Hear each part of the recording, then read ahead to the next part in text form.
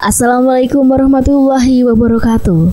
Bertemu lagi bersama dengan saya Rizky Nur Hidayah.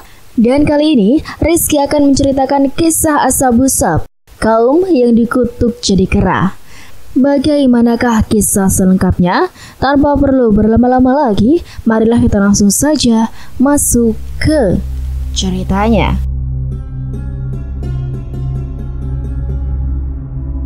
Salah satu kisah Al-Quran yang menarik adalah kitab Azab Al-Sabt. Adalah sekelompok kaum Yahudi yang menjadi umat Nabi Musa alaihissalam. Mereka tinggal di dekat kota Elat, di pesisir Laut Merah. Allah Subhanahu wa Ta'ala mengharamkan mereka untuk menangkap ikan pada hari Sabtu. Dan tanyakanlah kepada Bani Israel tentang negeri yang terletak di dekat laut. Ketika mereka melanggar aturan pada hari Sabtu, di waktu datang kepada mereka ikan-ikan yang berada di sekitar. Mereka terapung-apung di permukaan air. Dan di hari-hari yang bukan Sabtu, ikan-ikan itu tidak datang kepada mereka. Demikianlah kami mencoba mereka disebabkan mereka berlaku fasik. Quran Surat Al-A'raf ayat 163. Dalam ayat ini, Allah Subhanahu wa Ta'ala memerintahkan nabinya menanyai orang-orang Yahudi di Madinah tentang saudara-saudara mereka yang dahulu menyelisihi perintah Allah, sehingga mereka diterpa azab tiba-tiba karena perbuatan dan tipu muslihat mereka dalam menyelisihi, serta mentahzir mereka agar jangan menyembunyikan sifat-sifat beliau yang tercantum dalam kitab mereka, agar mereka tidak terkena. Beberapa sumber menyebutkan tempat tersebut adalah kota Ailah, sebagaimana dalam hadis Imam Bakir alaihissalam yang menyebut kota tempat kaum sahabat tersebut bernama Ailah. Sementara menurut Alamah Tabatabai, Madian dan Tabaria juga disebut sebagai kota tempat tinggal kaum sahabat. Ibnu Katsir dalam tafsirnya berpendapat mereka adalah penduduk Elat. Ailah Elia merupakan sebuah desa yang berada di antara Madian dan Atur atau Eltor, di dekat Teluk Akabah dan pesisir Laut Merah. Ini adalah negeri yang subur dengan kurma dan hasil laut berupa ikan yang berlimpah.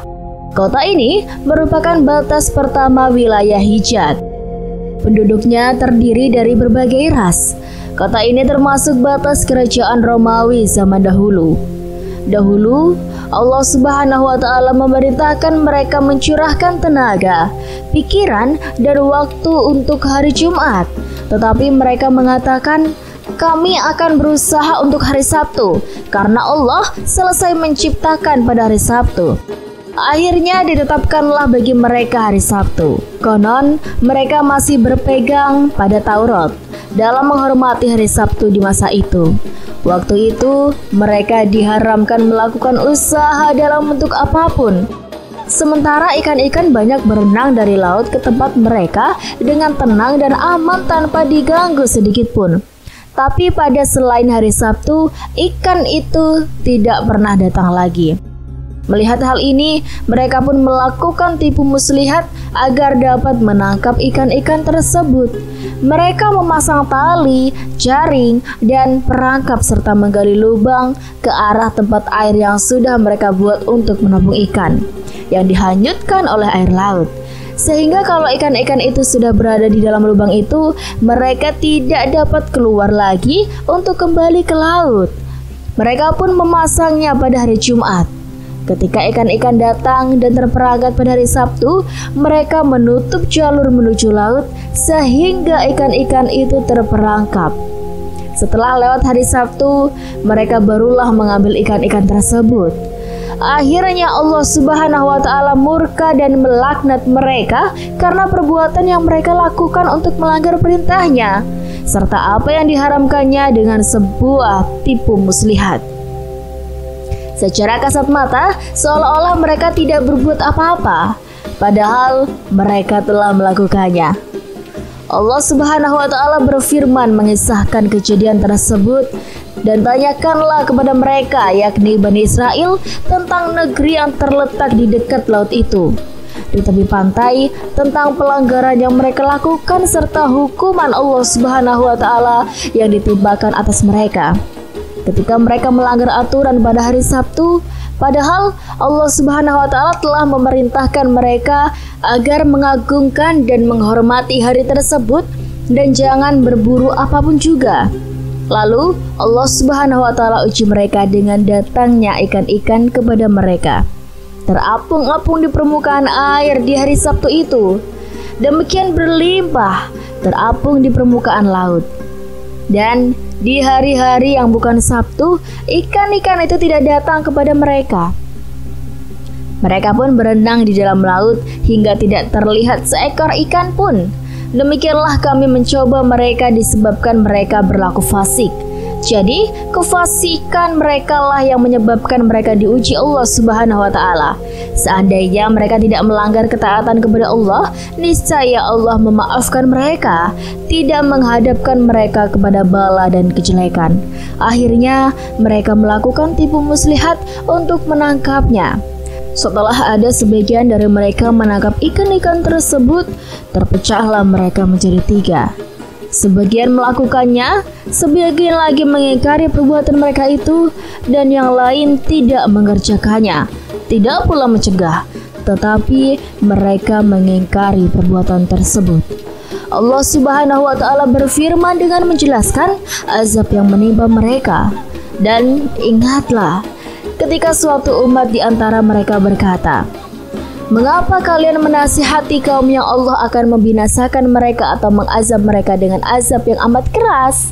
Mereka menjawab, "Agar kami mempunyai alasan pelepas tanggung jawab kepada Tuhan kalian dan supaya mereka bertakwa." Maka tatkala mereka melupakan apa yang diperingatkan kepada mereka, kami selamatkan orang-orang yang melarang dari perbuatan jahat, dan kami timpakan kepada orang-orang yang zalim siksaan yang keras.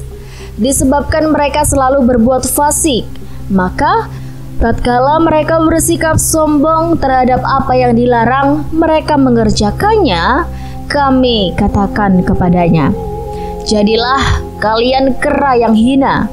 Quran Surat Al-A'raf ayat 164 sampai 166. Menurut pendapat sejumlah ulama dan ahli tafsir, kaum Yahudi ini terbagi 3 kelompok. Pertama, mereka yang melanggar dan menghalalkan penangkapan ikan pada hari Sabtu.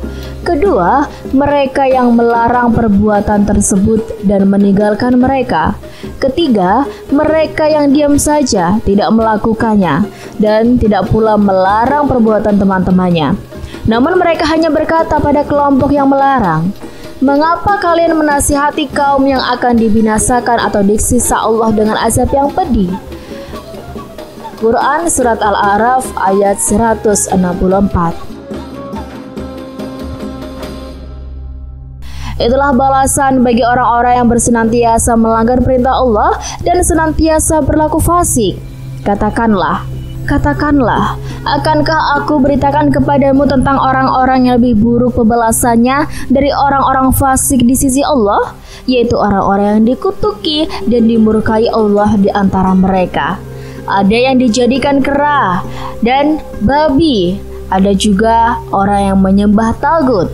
Mereka itu lebih buruk tempatnya dan lebih tersesat dari jalan yang lurus.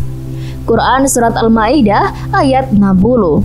Para ahli tafsir berbeda pendapat dalam menafsirkan surah Al-A'raf ayat 166 tersebut, khususnya berkaitan dengan dijadikannya kaum Bani Israel itu menjadi kera.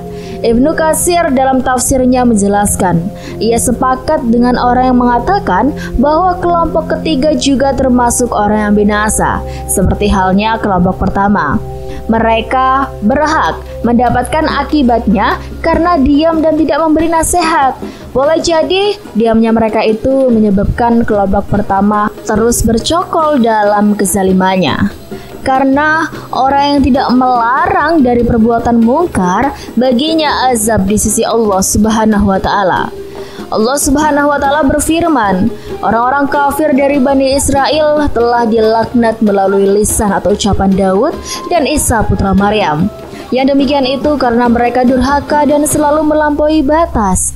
Quran Surat Al-Ma'idah ayat 78. Mereka tidak saling mencegah perbuatan mungkar yang selalu mereka perbuat. Sungguh sangat buruk apa yang mereka perbuat. Quran Surat Al-Ma'idah ayat 79.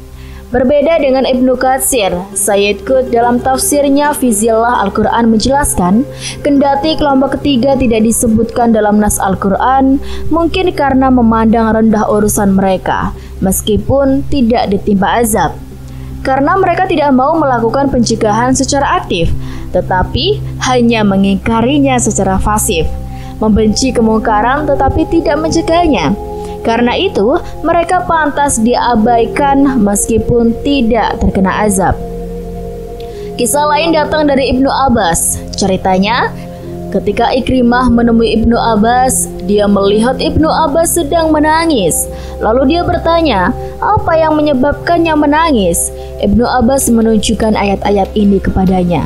Berkata, "Tahukah engkau negeri Ailah?" "Ya," kata Ikrimah.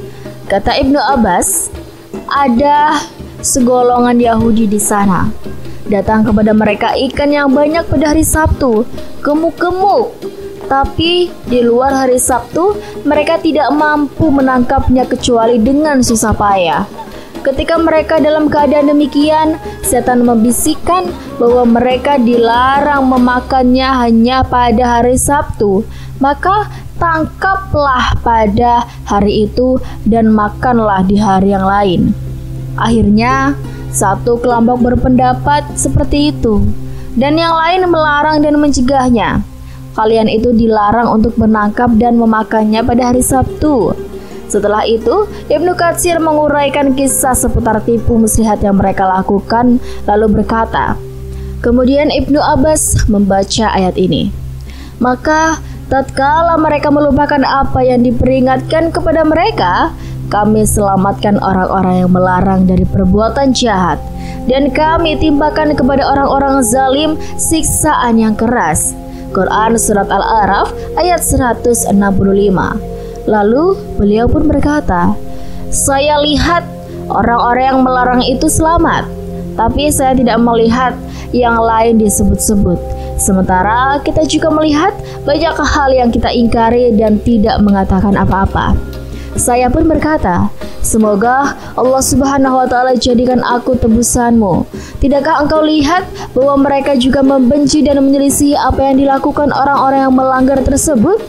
Bahkan mereka mengatakan, sebagaimana dalam firman Allah tersebut, mengapa kamu menasihati kaum yang Allah akan membinasakan mereka? Kemudian Ibnu Abbas memberinya 2 helai kain tebal. Demikian pula riwayat Mujahid dari beliau. Sekian uraian Ibnu Katsir. Sebagian dari ahli tafsir seperti Mujahid dan Muhammad Abduh berpendapat bahwa perubahan fisik pada kaum sahabat hanya berupa tamsil atau kisaran. Yang dirubah dari mereka adalah hatinya, bukan bentuk tubuh atau fisiknya secara keseluruhan. Pendapat ini mendapat kritikan dari mayoritas ahli tafsir menurut Tabrisi. Pendapat tersebut tidak sesuai dengan makna lahiriah ayat dan bertentangan dengan pendapat mayoritas ahli tafsir. Dan demikianlah kisah kali ini, semoga bisa bermanfaat bagi kita semuanya. Amin, Allahumma amin.